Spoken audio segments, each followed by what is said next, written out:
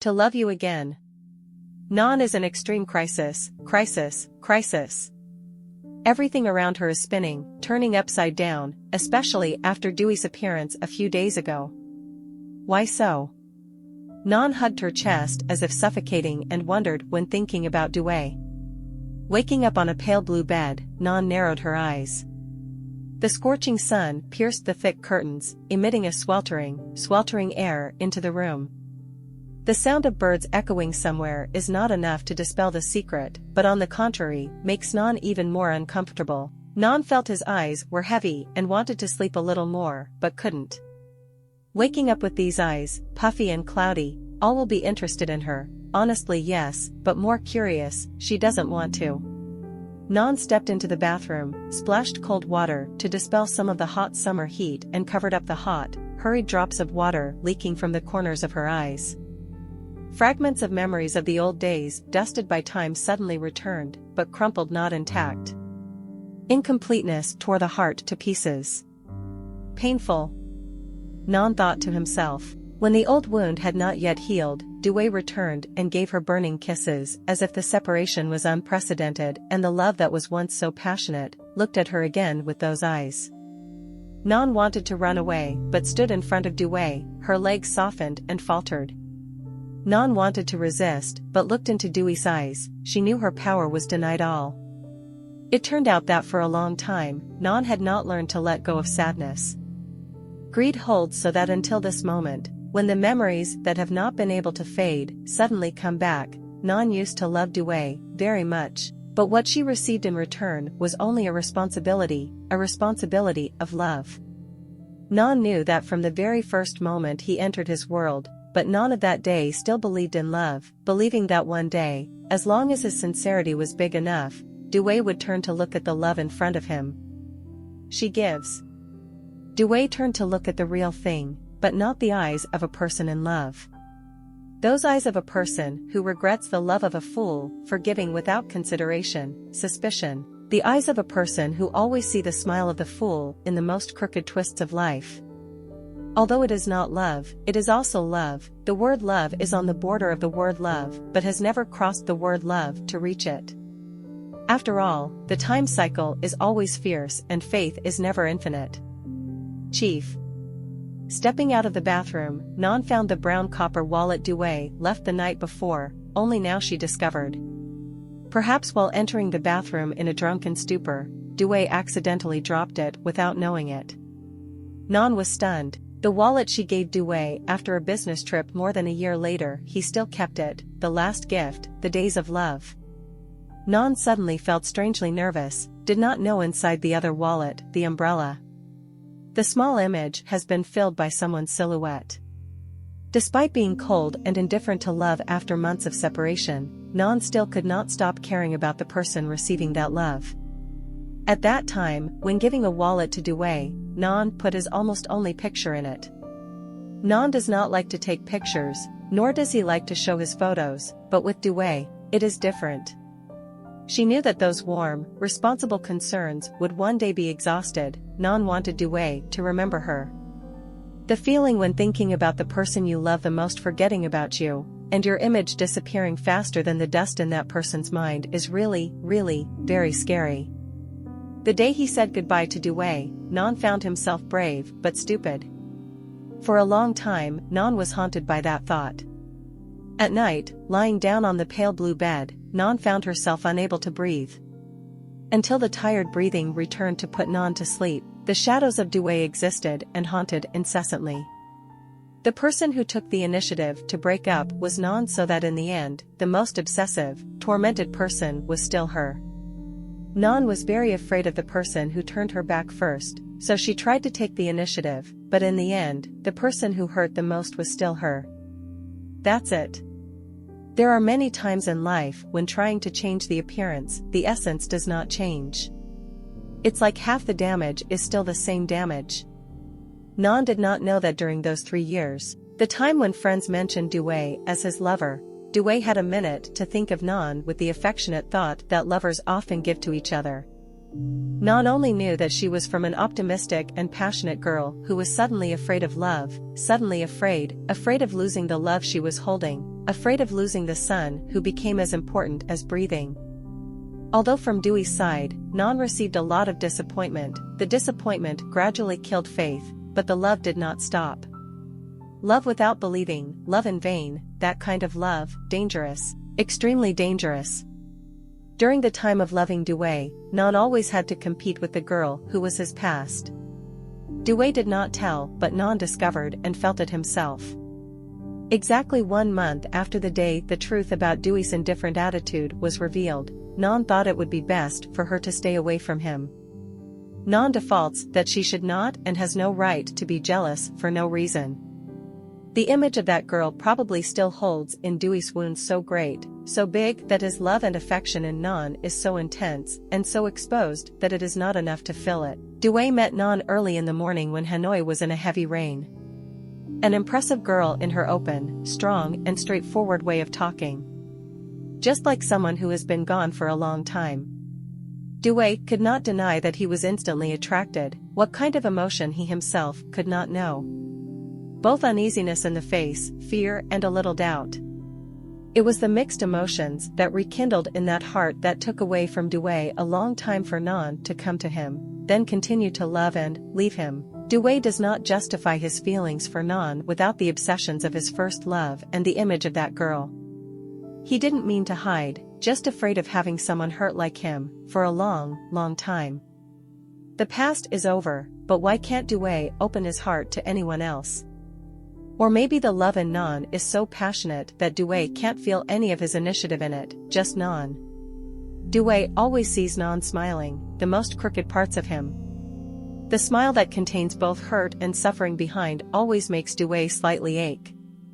Dewey doesn't know if he loves or loves Ngan. The responses are very natural, but the gazes are always filled with doubt. It is said that after a long and extensive love, opening up again is a very difficult thing. Probably true for Dewey. The day Ngan came to her side, saying that she would go with him all the way around life, Dewey heard his mind confused. The same way of talking, the same fierce look, the same saying, but from another girl. Dewey doesn't know if his feelings are still intact when doubts and injuries keep flowing in the wound. The heart has not yet healed. The more he could not prevent Ngan from coming to him. Looking back at the infinite natural love that Dewey did not know how important it was to Ngan, was both hope and pity. 3 years together, Ngan is smart enough to gradually understand the truth about Dewey and the other girl. She died in a car accident on the day when their love was about to come to a happy end. Dewey took a long time to accept this fact, thanks in part to Ngan. Only of the past is always lonely. Since childhood, having no parents, Dewey and his brother were adopted by a temple and sent to school. The day his parents died, Dewey was too young to be aware of the pain he felt in his heart. Then growing up like a wild horse, the older brother was not sophisticated enough to take care of Dewey properly. The two brothers walked hand in hand through their less pleasant childhood. Only when he met that girl, his first love, gave Dewey new love and emotions he had never had before, did Dewey realize that he could also be loved like that. So that. Not long after that girl left, Ngan came as the perfect embodiment. Dewey does not understand why in the world there are two people who are so similar, especially in the eyes that give him. Ngan loves him, the kind of love that outsiders look at is also easily shaken, let alone beside Dewey. Ngan's loves are many times more passionate. Yet Dewey thought he could not love anyone else, yet Dewey was indifferent, yet Dewey pushed Ngan far away, where his heart was hurt. On the day Ngan said goodbye, Dewey felt relieved many times, thinking that it would be good for both of them. Dewey did not understand after that sentence as light as the breeze, Ngan was not as calm as she said. And Dewey, after a while, could not be as relieved as he thought. Dewey's brother died, the shocking news that he just heard, Dewey could not believe it. After the parents, after the first love, after Ngan, it was the turn of the last relative, the last clinging place for a life of too much trauma. Dewey sobbed the night he received his brother's body in the hospital, sobbing like a child but accepting the truth, that was the only way that Dewey had the choice to step through the great pain and turn. That, it was his brother who taught Dewey, even though months after accepting, Dewey was no longer himself. At that time, Dewey remembered Ngan's smile. Yes, Ngan's smile, not that girl's. The day he was fired from the company because of his unwise behavior with his superiors, the nights because of sudden emotions and drunken nostalgia, Ngan still laughed, stroked Dewey's hair, told a few funny stories. Endless and waiting for Dewey to fall asleep on her shoulder in strong alcohol. Dewey found himself waking up and peaceful again, not knowing the tears rolling down after the sad smile. Dewey found Ngan as an inevitable thing, in the drunkenness of despair. Dewey really needs Ngan, very much. Regret rekindled gradually filled the mind. Dewey naturally realized, it turned out to be love. Dewey can't know how selfish he is when he doesn't think about Ngan's feelings. But perhaps, Ngan's love still has enough tolerance to protect Dewey one more time. The clock struck 12 o'clock, someone rang the doorbell again. Ngan could guess it was Dewey. Ngan took 2 steps out, turned back in, the doorbell was still ringing. Ngan was thinking about whether to open the door for Dewey. Finally, Ngan still opened the door. Dewey's whole body reeked of alcohol towards Ngan. Ngan had to struggle with one hand to support Dewey, the other to lock the door and help him to the sofa. Dewey was almost unconscious, but when Ngan had just let him go to get water for him, Dewey squeezed Ngan's wrist very hard, mumbling something Ngan couldn't hear. She tried to remove Dewey's hand again, but he leaned forward, pressed her against the sofa, and placed a burning kiss on his lips. Ngan hummed. Dewey stopped Ngan's sentence and whispered softly. Sorry, but, forgive me, I love you. Ngan was dumbfounded under the embrace that was squeezing her, under the passionate kiss that was tightly rolling her lips, and her emotions, all of them were like being immersed in strong alcohol. Dewey's kiss became more and more intense. Ngan felt her breathing faster when Dewey slid the kiss down her neck. The chest buttons popped open with the beat as if she wanted to make her heart explode. At that moment, Ngan knew for sure that she had never stopped loving Dewey, but she hated him, her inner conflict more than many times.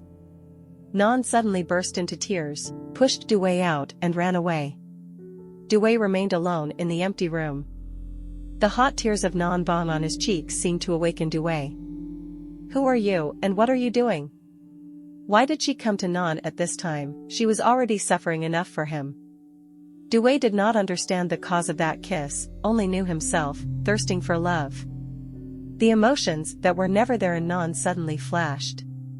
Perhaps in the days with Dewey, Ngan had longed for such a kiss. But what now? Is Ngan still tolerant enough to protect Dewey again? Ngan has enough love to be by Dewey's side again, and Dewey is too bad to receive that love in return. The space suddenly became strangely quiet. Dewey caught sight of his shadow everywhere in Ngan's house. The copper-brown wallet was open and lying on the table. Ngan's photo in the small umbrella was slightly skewed. Dewey never intended to remove that photo. Perhaps that made Ngan wonder. Dewey was suddenly startled when he realized the time Ngan left. After midnight, the area near the bus station is not good. Where does Ngan go? The question made Dewey immediately jumped off the sofa and ran to find Ngan like crazy in the chaos of interrupted thoughts. Dewey has never been so worried about Ngan. Ngan sat at the bus stop, wandering under the yellow street lights. Dewey found his heart constricted. He stood there for a long time, looking at Ngan, and tears naturally gushed out. Time goes by in silence, sometimes as if it stopped. Dewey went to Ngan's side, said nothing, just quietly hugged her in his warm arms. Ngan seemed to have no strength left to resist Dewey, to keep herself a strong cover. Ngan Thua knows that as long as Dewey comes back, as long as Dewey says he loves her, she will fall into his arms again. Dewey never took those words to take advantage of her feelings, such hard love. Ngan burst into tears again like a child, for the first time in the arms of the person she loved. Dewey's words softly whispered like the wind. I will make you laugh, in a different way.